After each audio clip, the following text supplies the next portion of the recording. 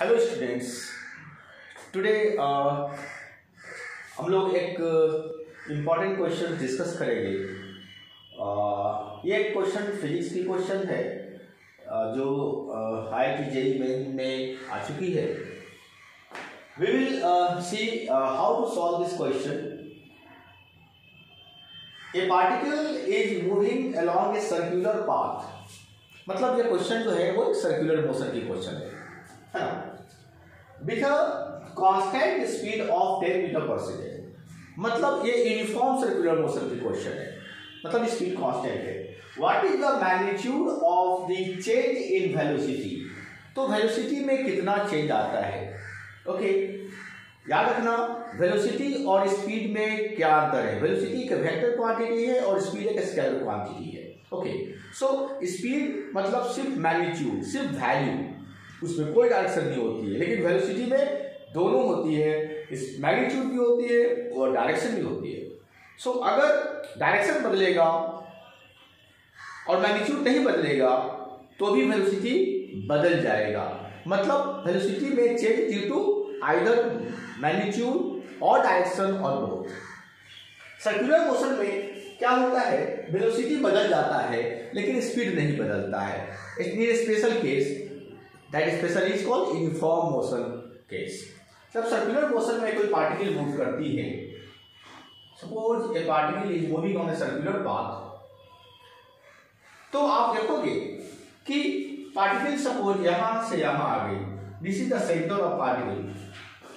तो अगर direction of speed देखा जाए तो मोशन पार्टिकल की इधर है, इसको हम लोग कर सकते हैं V1 vector, as a vector हम मान रहे हैं, हम इसमें डायरेक्शन भी एज्यूम कर रहे हैं। तो V1 हमारा 10 मीटर पर सेकेंड है, मतलब V1 जो है 10 मीटर पर सेकेंड है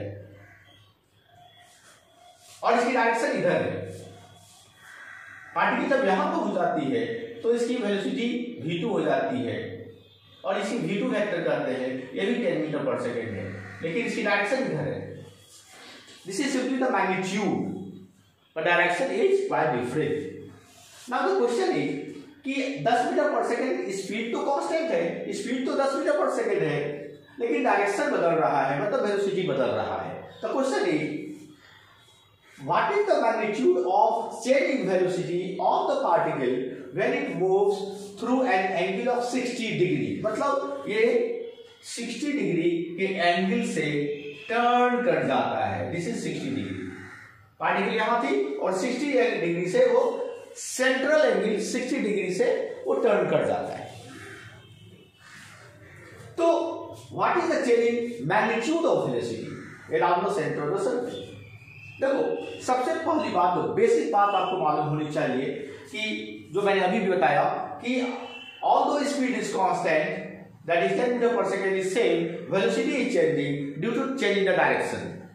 सिंपल बात। नंबर 2, जो इंपॉर्टेंट बात आपको मालूम होनी चाहिए वो ये है कि आपकी वेलोसिटी बदला कि डायरेक्शन बदली तो कितनी एंगल से बदली। देखो, इट्स वेरी इंपॉर्टेंट फैक्ट, ये रेडियस है, this is radius, this is radius. हमेशा जो वेलोसिटी होता है वो टेंजेंट के अलोंग होता है, तो टेंजेंट और रेडियस के बीच का एंगल हमेशा 90 डिग्री होता है। यहां पर भी ये वेलोसिटी जो है अलोंग टेंजेंट है और ये रेडियस है, यहां पर भी 90 डिग्री होगा। मतलब जैसे जैसे ये जो r है, this can be called radius vector. तो रेडियस वेक्टर अगर इस दिशा में है तो वेलोसिटी वेक्टर परपेंडिकुलर होगी, रेडियस वेक्टर अगर इस दिशा में है तो वेलोसिटी वेक्टर इस दिशा में होगी। मतलब और रेडियस वेक्टर और वेलोसिटी वेक्टर हमेशा परपेंडिकुलर है। इसका मतलब है कि अगर रेडियस वेक्टर अगर 1 डिग्री से टर्न करेगा तो वेलोसिटी वेक्टर भी 1 डिग्री से टर्न करेगा, क्योंकि वो दोनों हमेशा परपेंडिकुलर रहता है। तो अगर ये दो लाइन सोचो, ये दो हाथ है मेरा, ये दोनों परपेंडिकुलर है।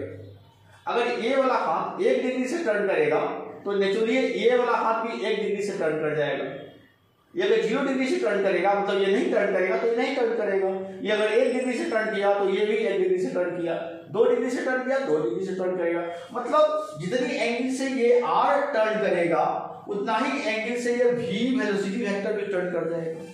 मतलब हमारा जो वेलोसिटी वेक्टर है, अगर आप उसको एज्यूम करें तो हमारा वेलोसिटी वेक्टर ये v1 वेक्टर इधर है तो V2 वेक्टर अगर ऐसे हो जाएगा, टर्न कर जाएगा और ये एंगल भी 60 डिग्री ही होगा, जो ये रेडियस के बीच का एंगल है।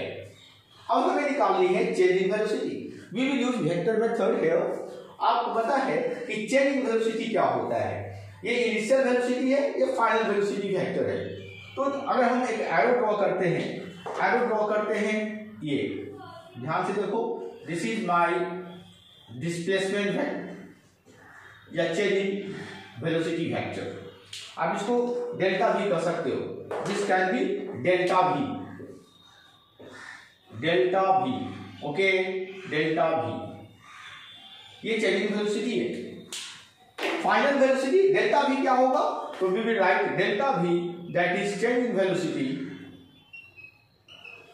change in velocity is equal to final velocity vector minus initial velocity vector, okay. अब दो वेक्टर के बीच का अगर डिफरेंस निकालना है, v2 माइनस v1 निकालना है, तो हमारे पास एक फॉर्मूला है जो मैंने पैरेललोग्राम लॉ से डिराइव किया है। वेक्टर चैप्टर में आप देखोगे, है ना, आप मेरे वीडियो में अगर आप देख सकते हो तो देख लेना, वेलोसिटी का दो वेक्टर का डिफरेंस कैसे निकालते हैं। तो डेल्टा भी जो डिफरेंस है, डेल्टा भी का तो ये वेक्टर है, ये भी वेक्टर ही होगा, this is also a vector quantity. तो डेल्टा भी का जो मैग्नीट्यूड होगा उसकी फॉर्मूला होती है v2 magnitude square plus v1 magnitude square minus 2 v2 magnitude v1 magnitude cos theta, where theta is the angle between the two vectors. Minus तब इस्तेमाल करते हैं जब डिफरेंस होता है, जब एडिशन करते हैं तो यहाँ से प्लस होता है, बाकी सब फॉर्मूला एक ही है।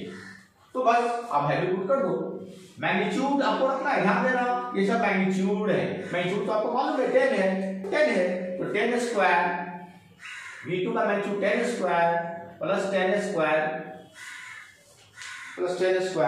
आप 10 स्क्वायर, तो you will see here the value of this, इसका वैल्यू हम यहाँ कैलकुलेट कर रहे हैं। डेल्टा भी जो हो जाएगा हमारा, डेल्टा भी मैग्नीट्यूड इज इक्वल टू हो जाएगा under root 10 square plus 10 square plus minus 2 10 into 10, कैसे 10 into 10 cos theta, theta 60 degree है तो cos 60 degree, okay. Now we will simply solve it, 10 square 100 plus 10 square 100 minus 2 into 10 200 into 200 into cos 60 1/2, 2 से ये cut गया 100 बार, ये हो गया 200 minus 100 मतलब ये 100, मतलब ये 10 metre per second. So the changing velocity is the magnitude of changing velocity, ये मैग्नीट्यूड निकला 10 metre per second. Is it clear? और अगर आप डायरेक्शन देखोगे, ये अगर डायरेक्शन पूछता, इसमें डायरेक्शन नहीं पूछा है, तो ये डायरेक्शन कैसे होता, तो डायरेक्शन हमेशा सेंटर की ओर होता है।